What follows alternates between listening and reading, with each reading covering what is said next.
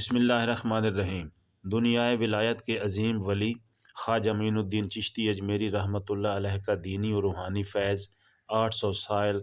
سے زائد عرصہ گزرنے کے باوجود بھی نہ صرف بر صغیر پاک و ہند بلکہ دنیا کے مختلف خطوں میں جاری ہے۔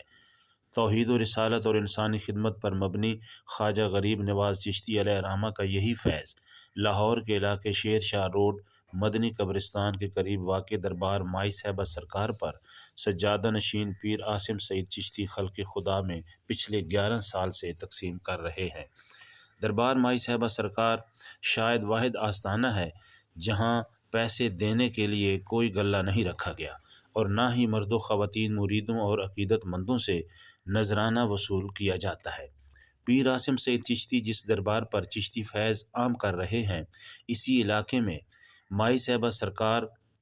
نے ایک ماں کی حیثیت سے 40 سال لوگوں کی دینی، روحانی اور سماجی خدمت کی ہے، جو 11 سال پہلے خالق حقیقی سے جا ملی۔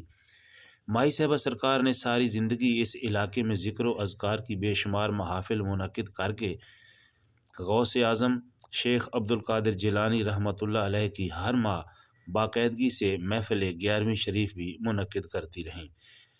جن کے پردہ فرمانے کے بعد مائی صاحبہ سرکار کے صاحبزادے پیر عاصم سعید چشتی اپنی والدہ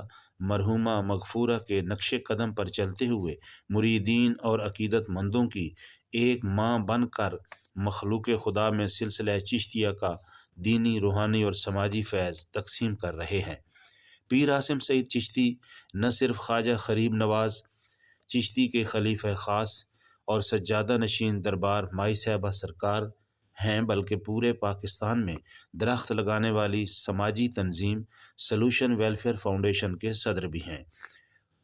فاؤنڈیشن کے عہدیداروں نے منیر احمد خان، ولایت احمد فاروقی اور محمد میاں اسلم نے دربار مائی صاحبہ سرکار پر منعقدہ محفل 11ویں شریف میں شرکت کی تو پیر عاصم سعید چشتی نے ان کا والہانہ استقبال کیا اور پھولوں کے ہار پہنائے۔ اس موقع پر ختم الانبیاء حضرت محمد مصطفیٰ صلی اللہ علیہ وآلہ وسلم کے موئے مبارک کی زیارت بھی کروائی گئی۔ محفل پاک میں ولایت احمد فاروقی نے نعت رسول مقبول صلی اللہ علیہ وآلہ وسلم پیش کی، جسے بے حد سراہا گیا۔ پاکستان پائندہ باد۔